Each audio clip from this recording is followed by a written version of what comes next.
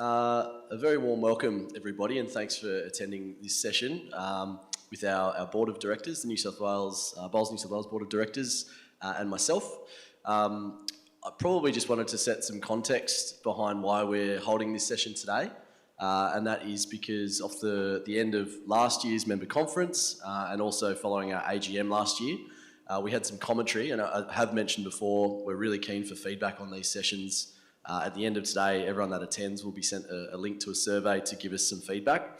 Some of the feedback we received last year was that there was not enough transparency at board level, and there wasn't enough opportunities for members to be able to ask questions of myself and ask questions of the board as well with regards to the sport of bowls in New South Wales. So the reason we've put this session on today is to allow anyone and everyone to be able to ask any questions they would like to of myself and our board, and for us to be as transparent as possible.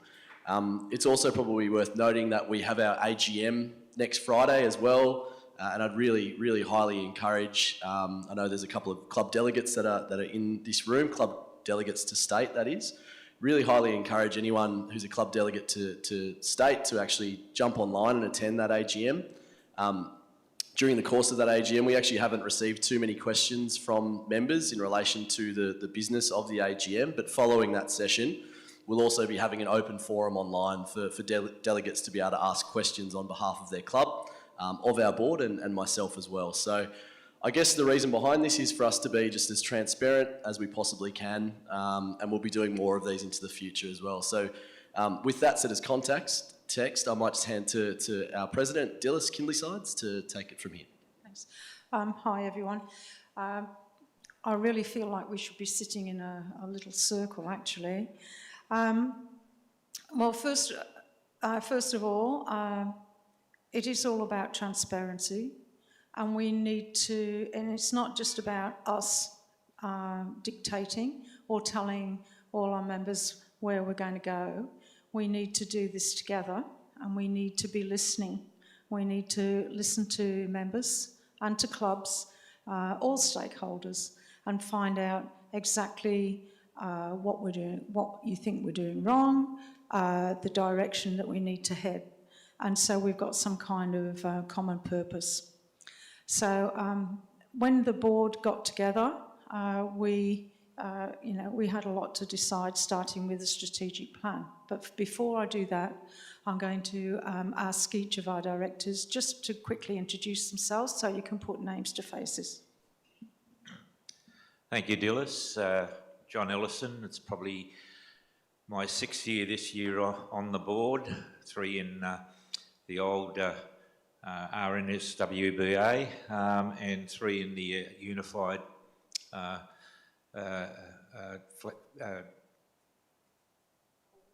board. You can see I'm getting old.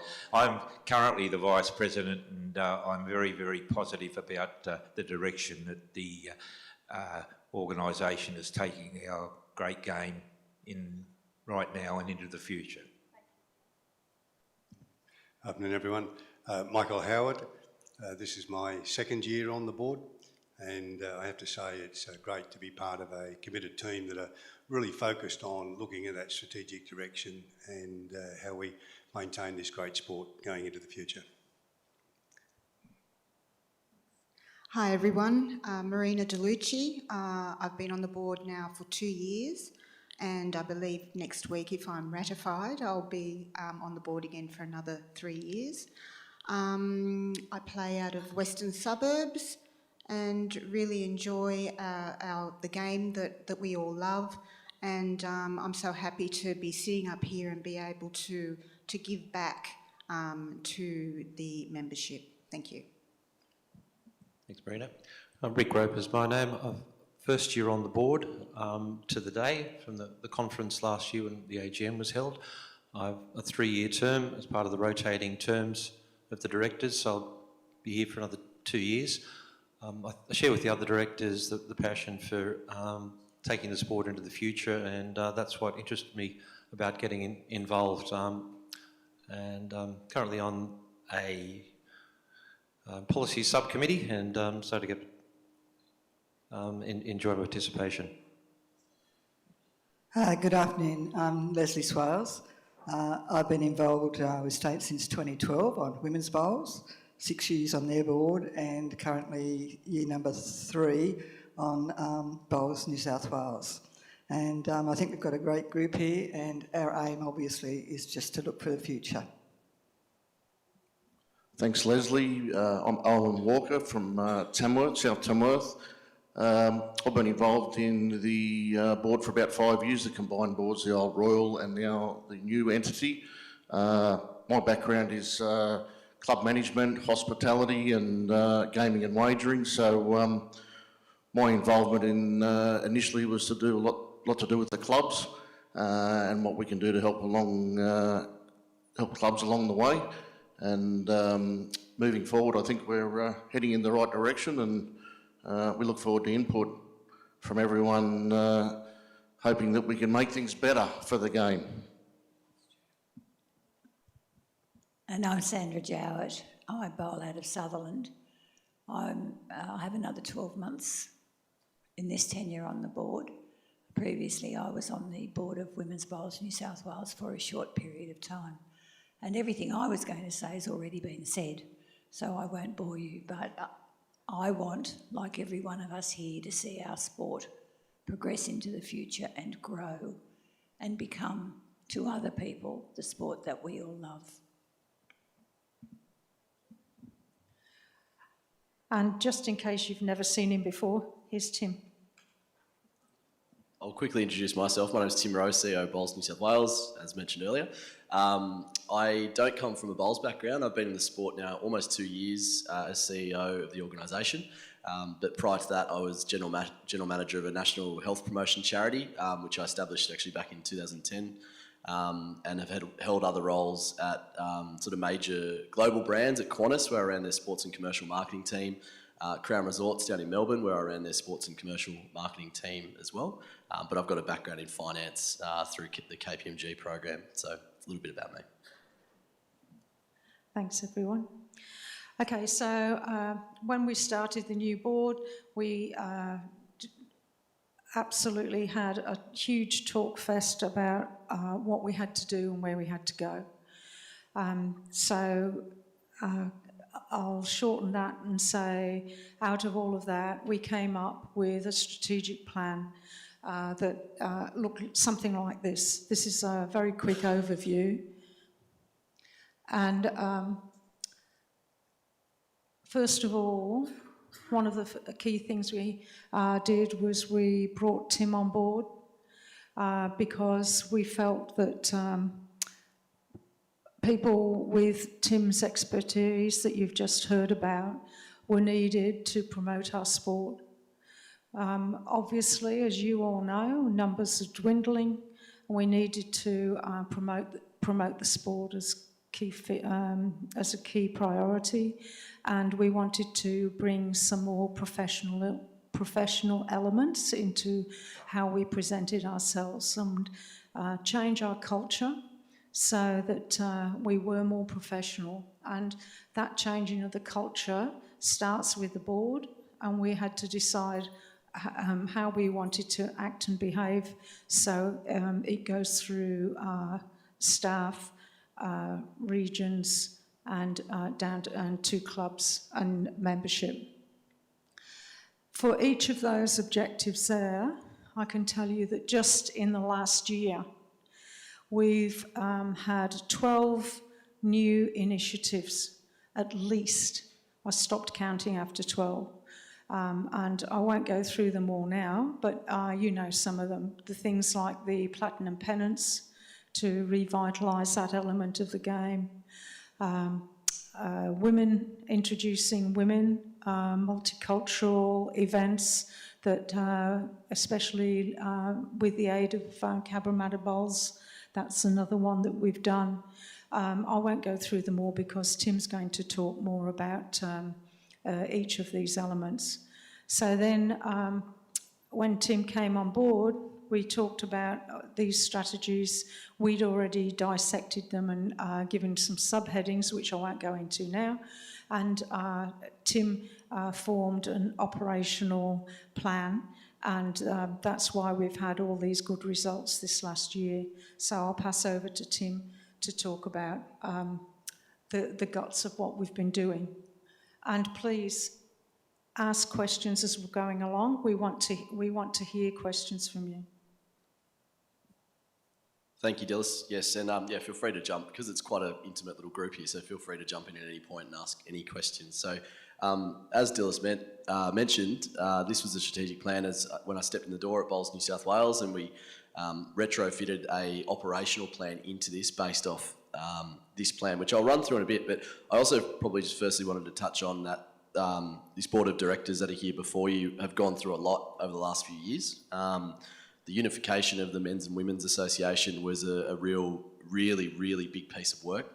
And I know each and every one of these directors at some point in time has copped a lot of flack from members as a result of that process and various bits and pieces that have gone on. So I just wanted to say a personal thank you for you all for sticking this out and sticking out the journey, because I feel like the Titanic is turning, shift slowly. There's still a lot more we need to be doing.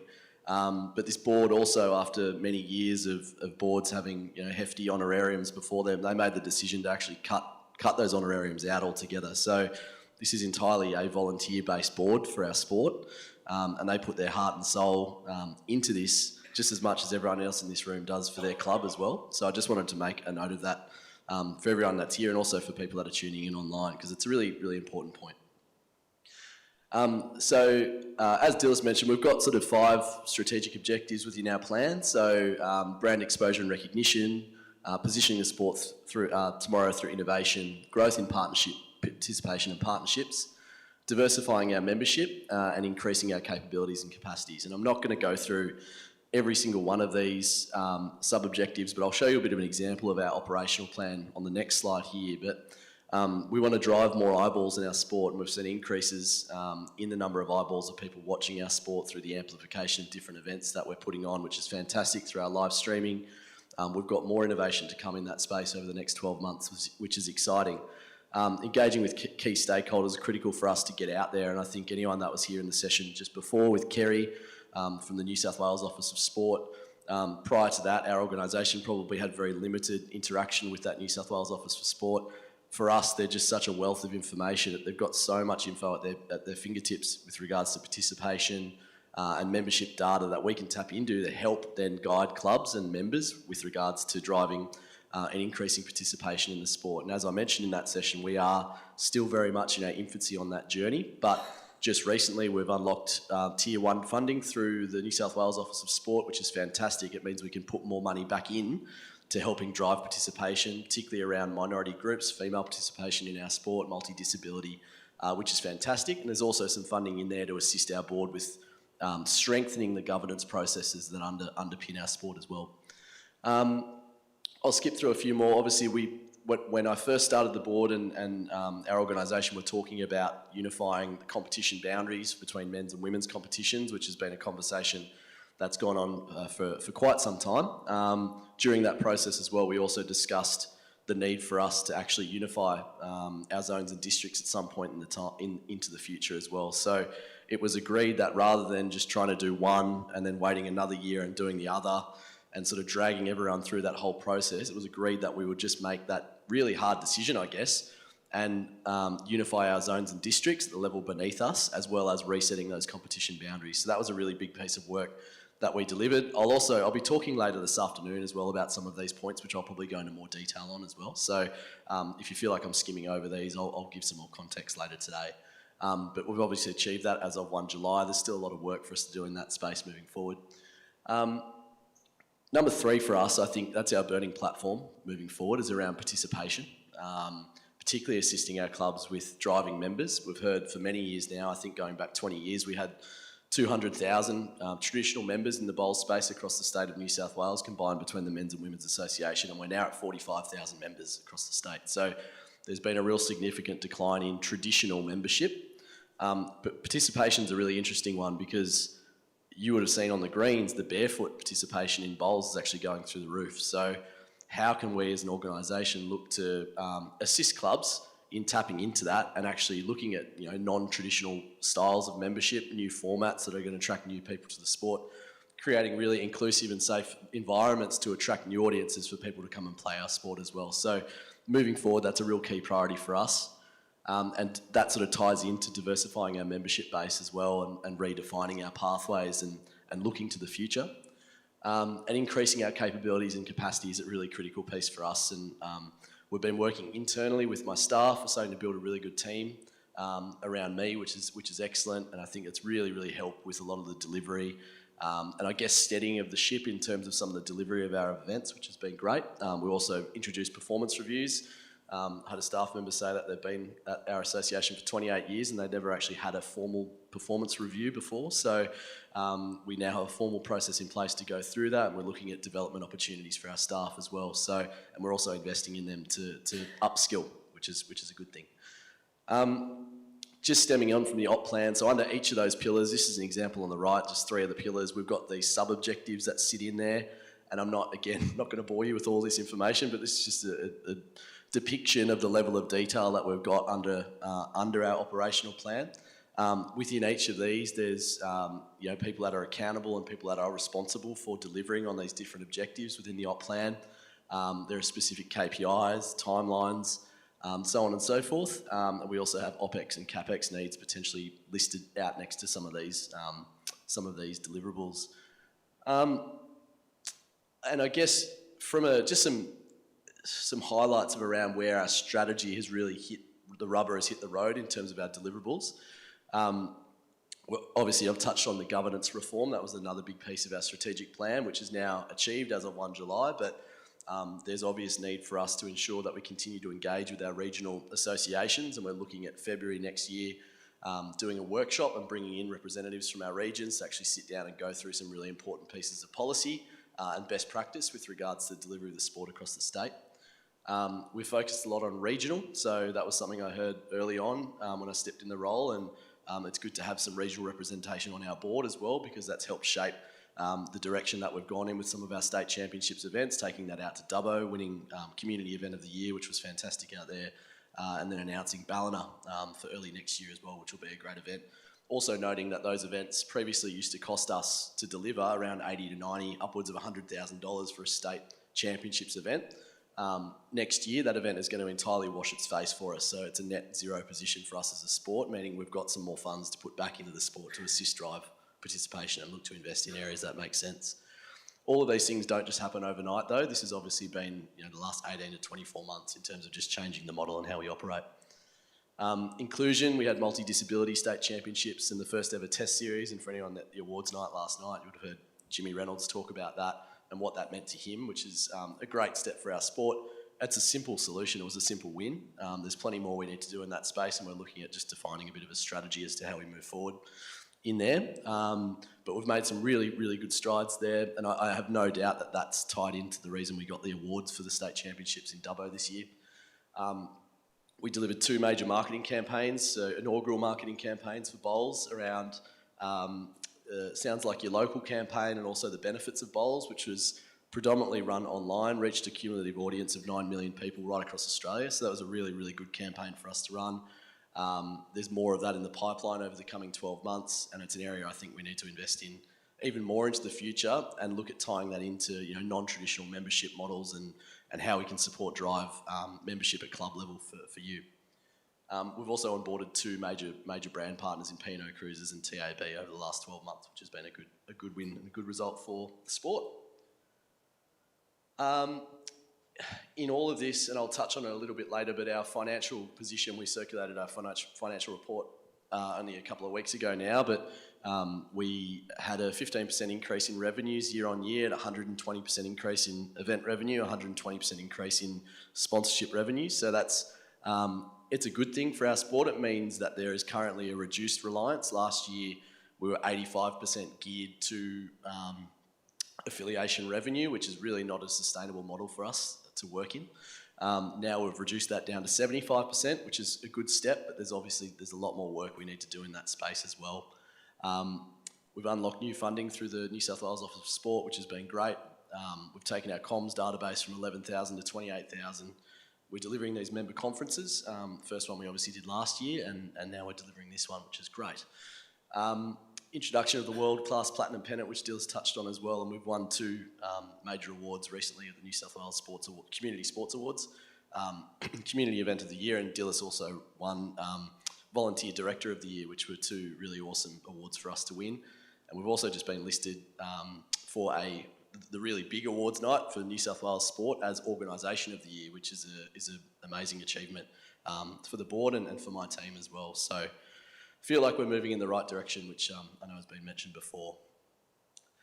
But that's very much a snapshot in terms of just the last 12 months. And sorry, I've gone through that very quickly because I will, as I mentioned, probably touch on some of those things a little bit deeper later today.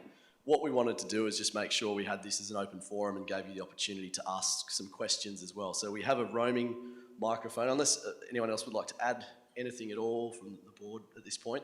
We have a roaming microphone. Feel free to ask anything and everything of me and of us. So we might just open the floor up if there are any questions. I'm not sure how we're going to do this online, but if we can manage that online. If we have any questions or comments that come through on social media, Kira will probably be able to read those out to us, and we can take them online as well. So for anyone that's streaming online and want to drop a comment on our Facebook live stream, please feel free to do that. Thank you. So might open the floor.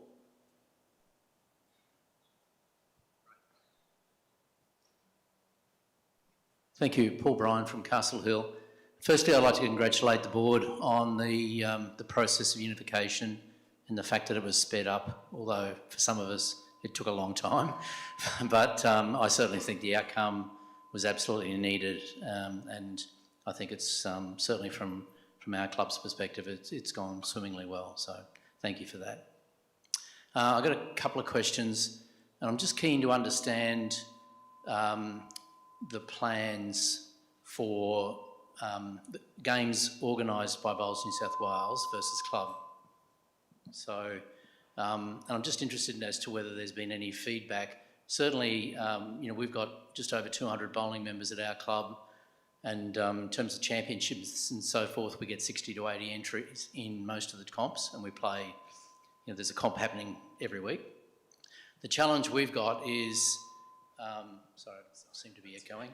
The challenge we've got is just in the amount of above club competition as well as club competition, and I've noticed, I've been bowling for quite a number of years, and I've noticed that it's just getting harder and harder and harder to try and put a calendar together to accommodate, and look, and I go in all of the above club championships, as many as I can, but I also want to participate in the club championships, and it's becoming, in some respects, it's becoming a trade-off.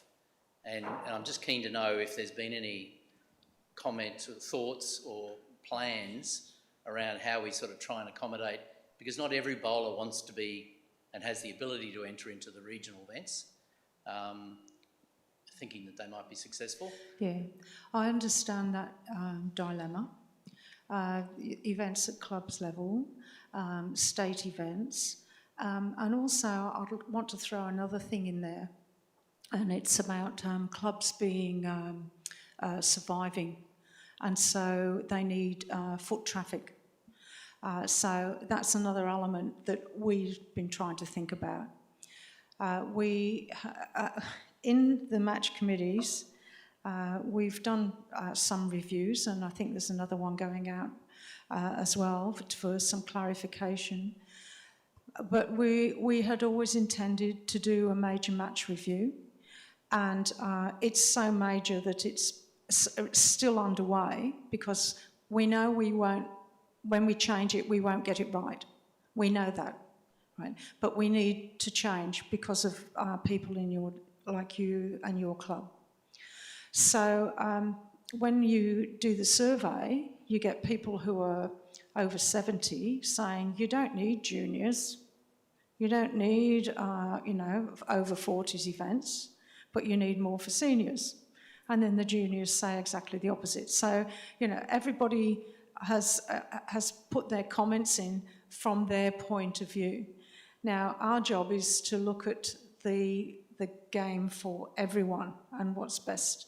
And so along that way, we know we're going to upset people.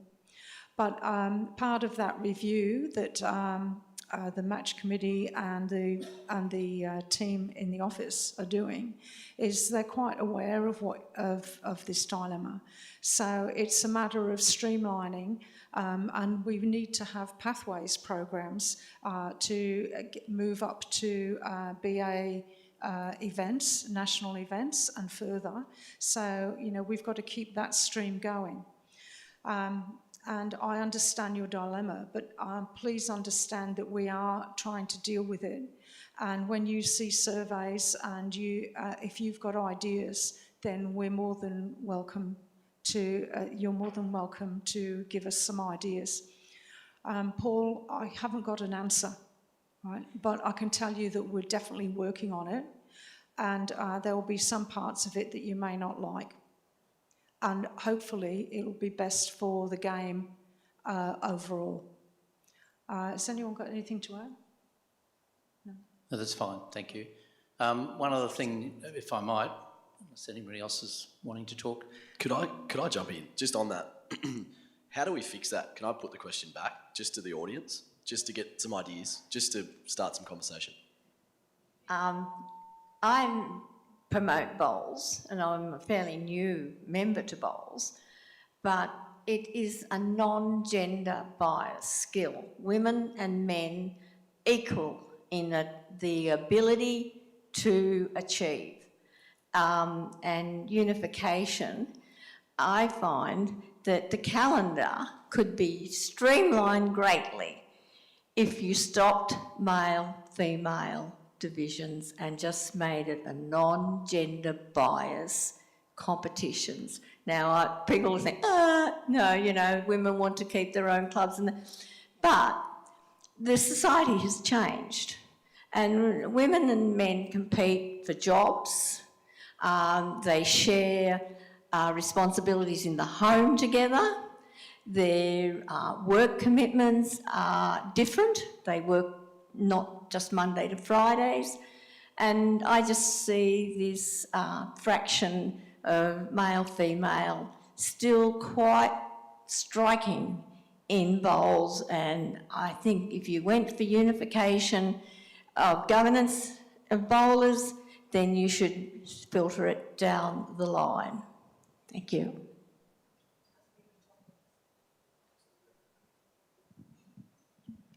Just on that, excuse me, on that point, I think if you go back to the time of unification, which is only, is it 2 years now? Yeah. One of the agreements made between the Men and Women's Association at the time of unification was to continue with the existing events for a while until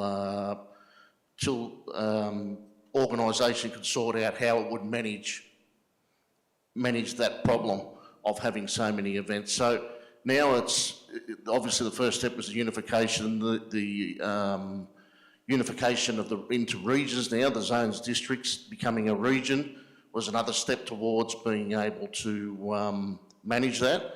And obviously now that that's happened, we need to obviously let the dust settle a bit there and see what's working and what's not. And then probably the next step is to be looking at how you can streamline that and improve the competitions in that way. Yeah, because the calendar looks very cluttered, and I just see that dilemma, you know, that you've got so much happening. If we made it a non-gender bias, this competition, it wouldn't probably look so cluttered, and clubs would have more breathing space with their own championships. I'll just add on to that too. Obviously, we have obligations for pathways through to nationals and to international level for male, female in specific functions of the sport as well. But I'm guessing that's in relation to pennant. Is that right? Are you talking about men's, women's, open? I just think that, you know, it's all great to see if, you know, you can have a women's champion and a men's championship, and maybe that's great for singles. But others like pairs, triples and fours and things like that competition, it just should be an open gender competition. Yeah. I think even at a state, national, international level, that's how a bowl should be seen, non-gender bias. Yeah. Peter, if it's any consolation to you, it is part of the conversation in the grouping of the events. Okay. Thank you. Well, this one just goes against what's just been said. I know in our region there was a rumour through the whole penance that this would be the last penance to be played. And everyone's pretty upset about that. They want to keep their women's penance and enjoy it. So that's what I was going to ask, is whether that's something that will continue to happen. I can only say briefly, and we've got Andrew Lynn at the back there who attends all the match committee meetings that we have on a regular basis, as does Tim. The cluttering up of the year's agenda for bowls is the biggest concern that we get feedback from the rank and file out there, and it's the number one category on the agenda for our match committee to come up with some answers as to reinforce what Owen has just said, to see how we can fine-tune it to some extent.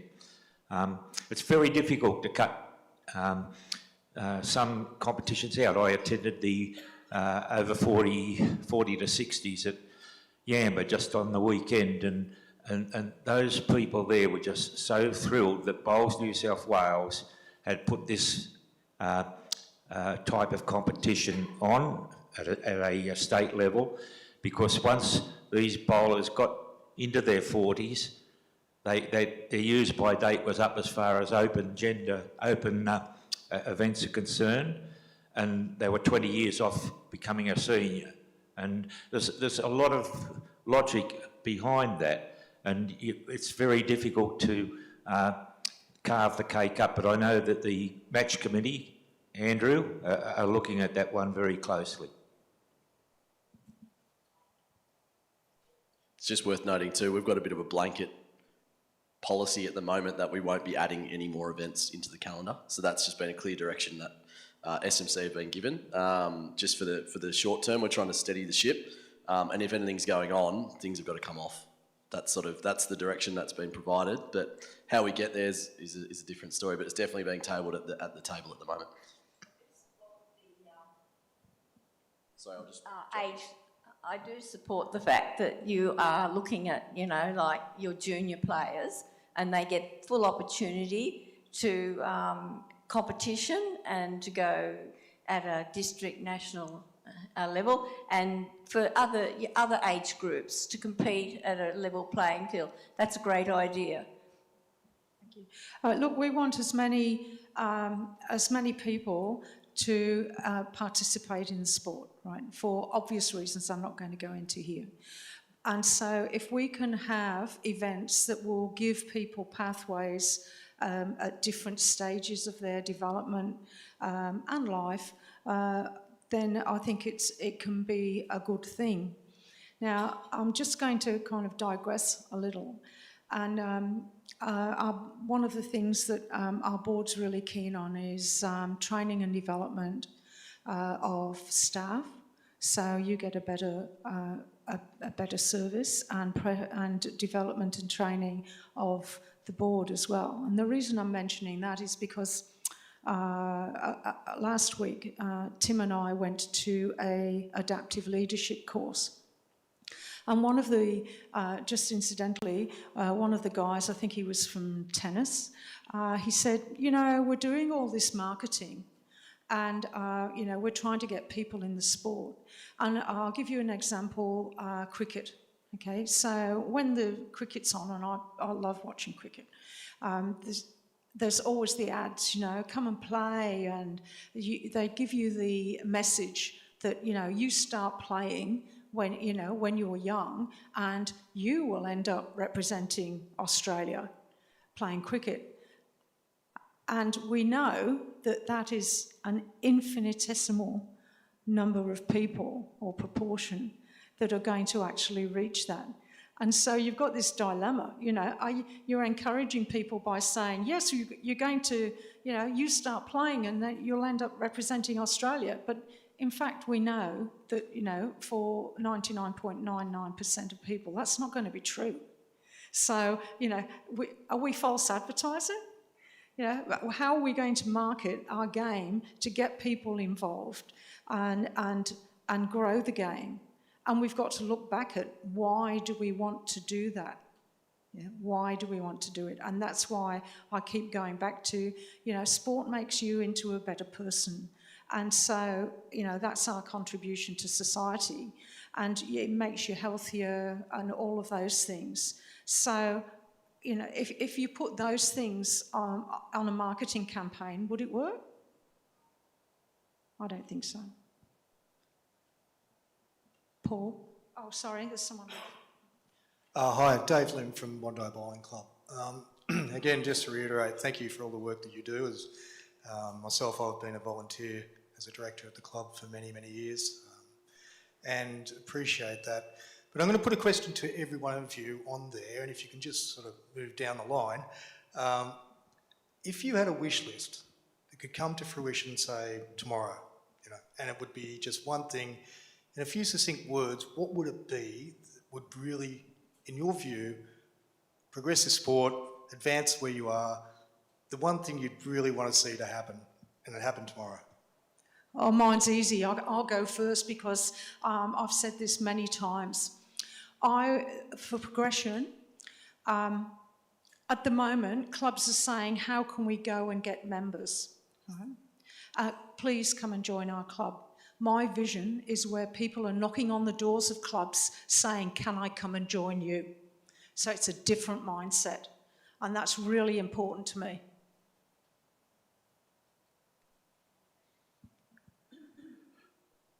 Be unusual that I'm stuck for words, but you've caught me on the spot here.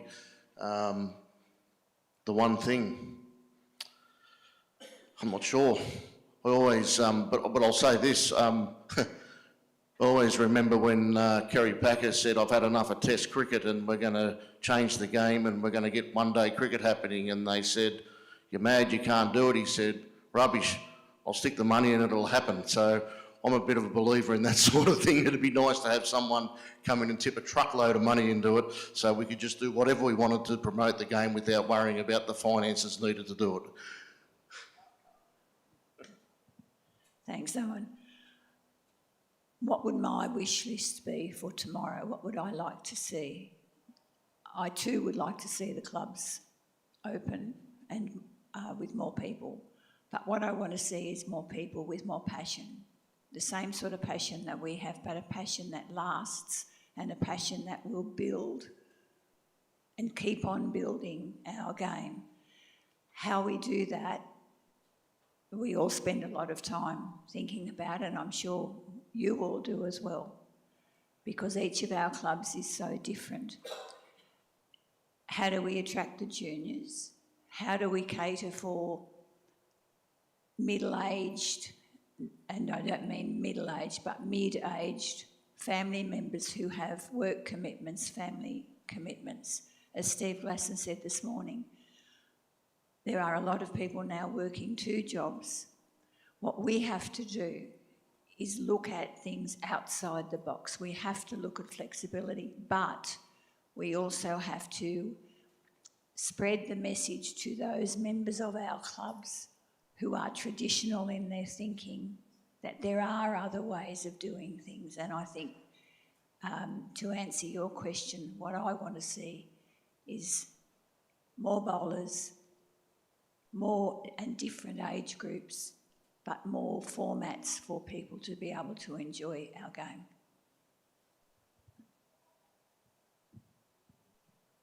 Yes, I think a lot of it stems at club level. We can only do so much up at state level, and I think the clubs have to reconsider the way they're doing things and reevaluate how they approach the game. Getting clubs to change the way they play the games routinely. And for example, the ladies, you go on a Tuesday, you play fours. I think the men are similar. I think we need to try and revitalise the game by changing the format. Make it quick format, maybe, something at the level to encourage people that are time poor to come and play the game, but it's up to the clubs. And no matter what we think, there's still a lot of difference between the ladies and the men at club level, And that's also got to change before we can encourage more people to join. We've got to get up to date with the times. I mean, I've been bowling since 1987. I've seen a lot of changes, but we need to get updated with the modern times.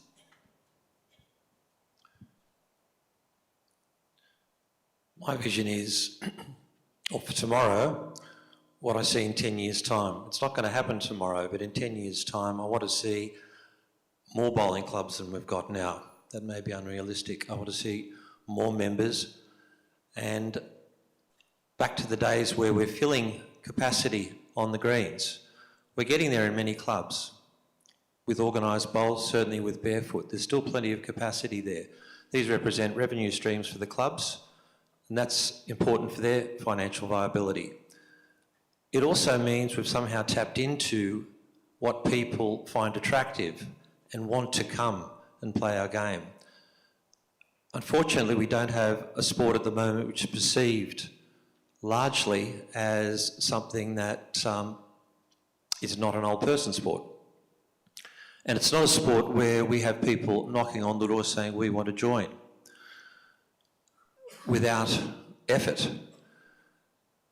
So there will be effort required and work, and that's really the tomorrow, identifying those things which the agents of change, putting them into place, and with a view to, as I said, what it's going to look like in 10 years' time, which is a vibrant, successful, continuing sport.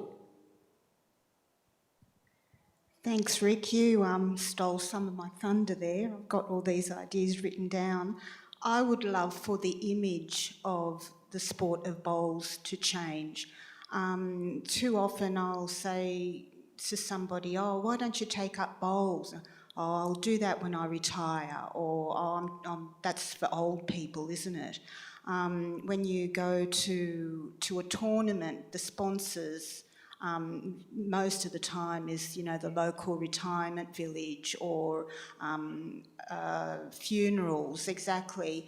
And it's not really a sport for old people. Well, it isn't a sport for old people. I mean, look at the room last night at the awards night. So many young, and I was going to say up and coming, but they're not up and coming. They're already up there.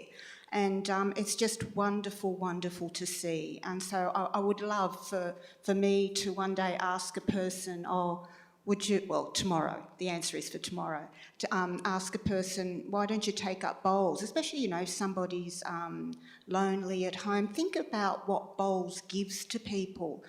It's a skill, it's social. Some of my best friends I've made is through the bowling community. So, you know, those sorts of things, I'd rather people, you know, have give the image of bowls as something that everybody can do, all these skills, but it's not for old people, you know, it's for everybody. That would be my dream. Thanks. Thanks, Marina. I suppose, again, sort of clarifying, one is a wish list and then there's another one is what's the strategy and plan to actually achieve it. But the question was around what's the wish list for tomorrow. If I put that into context, it would be seeing healthy bowling clubs with committees that are really focused on building and growing the game, but certainly that they have enough opportunities or formats of the game to enable them to bring more people in. So as a wish list, I think that's where, certainly short term, that's what we'd be looking for. Sorry, that's what I would be looking for. Yeah, just briefly, I go along with the majority over here about the fact that we have been known as an old person's game, and it really is a young person's game that older people can play. And that's the message we have to get across to the general public. We can do that by good marketing strategies. If we can get the free-to-air television as well as Fox on side to show our events, and if we can get people out there to understand that every time there's been a pension decrease or something like that, where do the television cameras go? They go to a bowling club. We've got to stop that, and that's my hope. We haven't got much time left, but I do want to throw the question right back at you. And what would you like to see? Look, I think, you know, for Bowls New South Wales, you're very at the high level, you're at the macro level, you've got to build programs, you've got to build events, you've got to change the sport with the times, obviously, and you can't do it at the micro level where you have to become finance managers for clubs. So you can't be, you know, the committee kind of guidelines of what they should and shouldn't do. So I think there's kind of like a big gap there of where Bowls New South Wales has taken the sport, because you're actually growing it, changing the format and moving with the times. But the smaller clubs, the local clubs, they've still got to run a business. And I think that's where the disparity comes in. It's not just a club that's funded by a bunch of bowlers, you know, the 300 or 400 bowling members that were there to have a schooner after a game of bowls, and everyone volunteered and jumped behind the bar. You know, as you know, you've got insurances, you've got super, everything else, all the employee costs, all the overheads. I think where it really kind of comes down to is actually getting an ethos change within the clubs. And I don't know how you do it, because there's a lot of members that want the club as their lounge room, as what they've always had. They don't want to change. And I think change is the biggest barrier for members of clubs, both men and women, and what we've had and where we need to be. And I think what you need to do is just keep pushing that vision, moving it forward around inclusion, working with the clubs to become unified. You know, you can't make miracles happen overnight. I would like to see perhaps where you get specific funding programs where you can actually help and train board members to be more open-minded, more in line with how to run finances of the club. I'm sure you put on those courses, or perhaps, you know, even offer them with a payment, but, you know, maybe getting out there at that grassroots level. Again, more volunteers, more funding, but I think you've got to get that change happening at the club. Every club's an individual, boards change and they rotate. You know, we're very lucky. We've, you know, recruited probably 20 players in the last 18 months. Average age of our bowlers is about 42. There's only 3 retirees, so we have that challenge of working families with kids, playing on weekends only, and so then when you've got club comps and all the other comps, that's hard. But that's just our club. Then you've got clubs with 300 and 400 bowlers, half of them are retired and they can play during the week and the weekend, so there's a whole diversity out there. And I think, you know, as Bowls New South Wales, promoting yourself, even, I'd love to see a commercial campaign on commercial television, you know, at some point in time, bringing clubs, you know, people into clubs, but not just about the barefooters, but also about, you know, the people with volunteering in the club and then competing in pennants and all those sorts of things, to just make it a bit more visual. The only other thing I'd suggest too around branding on your objective 1 is, you know, like I said, we've just had 20 bowlers come in. If on your website you could have an aggregation of, say, suppliers, and then, you know, where can people go and get bowls equipment, bowls gear? If they buy 10 sets, you know, they get an automatic discount, 10, 15, 20%, and at least they're driving people to your website.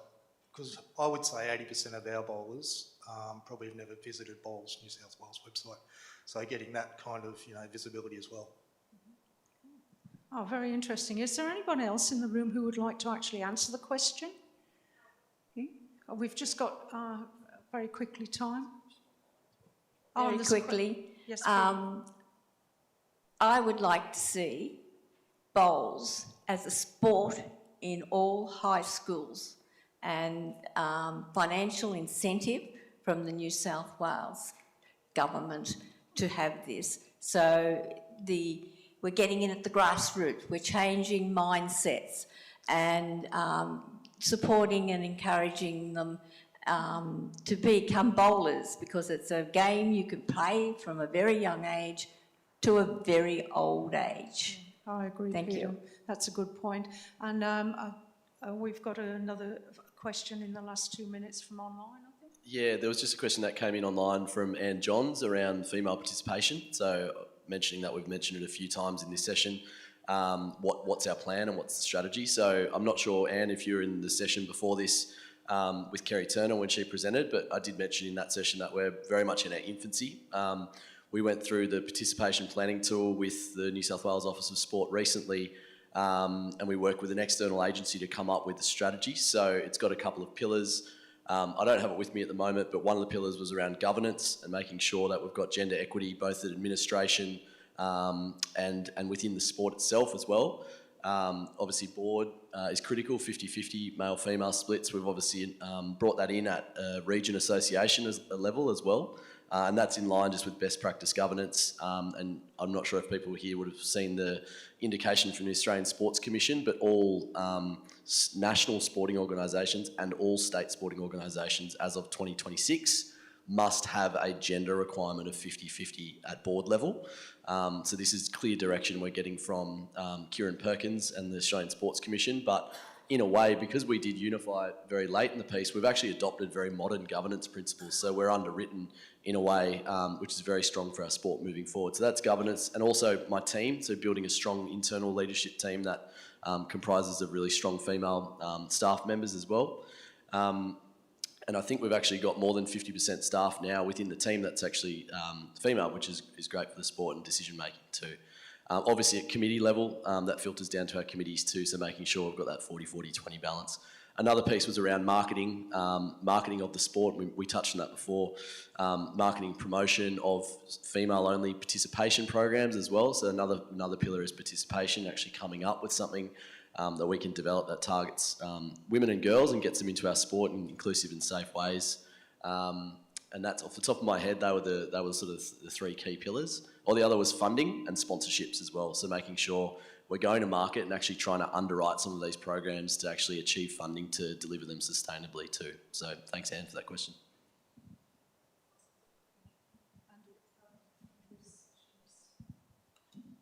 Just to add to that, the three things I picked up from Kerry's session, which was amazing. If you haven't seen it, access it later. Women, girls, there's a massive societal issue of girls dropping out of sport in their mid-teens, and it's around three key factors: appearance, confidence, and ability. And her presentation delved into those and how they've been addressed in other sports. And I think that provides us with tremendous opportunity to think around those three things to attract girls and women to our sport.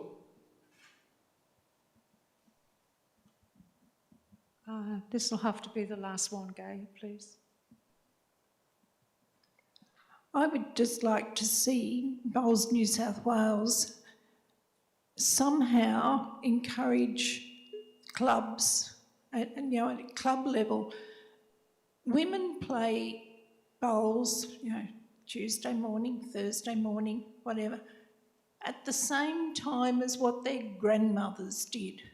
Times have changed. Younger women and even older women are not available to play at those times. And it really does concern me, the drop-off of participation of women in bowls.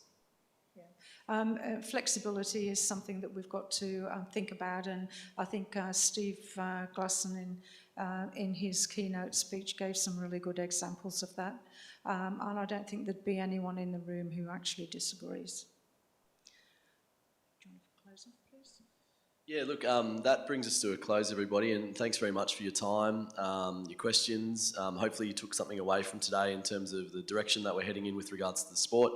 And I just wanted to thank our board of directors for making themselves all available to be here today to have a chat with you all. So we might just give them a round of applause if that's okay. And obviously we're floating around the rest of the day, so feel free. You see the light blue shirts out there. You can tap someone on the shoulder and have a hallway conversation, water cooler conversation. Thanks everyone online for tuning in as well and having a listen. If there are any other questions, highly recommend sending those through to our feedback when we send the link out to everyone who's attended today. So thank you very much. Yes, and if you any delegates, club delegates to state, please come along to our AGM next Friday. That'd be great. So we've got a short break now if everyone wants to head out to the foyer, and then we'll reconvene for, more food. Yeah, exactly.